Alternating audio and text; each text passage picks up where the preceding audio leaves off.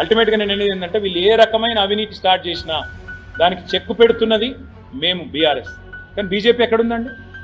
ఎందుకు అమృత్ స్కామ్ జరిగిందని మేము చెప్తుంటే బండి సంజయ్ మాట్లాడాడు, కిషన్ రెడ్డి మాట్లాడాడు. అమృత్ స్కామ్ నేను సీదా పోయి కేంద్ర మంత్రి గారికి ఆధారాలు ఇస్తే రక్షణ గోడలాగా, రక్షణ కవచం లాగా రేవంత్ రెడ్డికి ఇవాళ సహాయ మంత్రి గారు సహాయంగా నిలబడ్డాడు. అట్లే ఇవాళ హెచ్సియు విషయంలో వెంటనే ఇన్వెస్టిగేషన్ ఆదేశించండి. మీరు నిజంగా బీజేపీ కాంగ్రెస్ ఒకటి కాకపోతే వెంటనే ఆదేశించండి. వెంటనే ఆర్బీఐని, సివిసిని, సిబిఐని రంగంలో దించండి.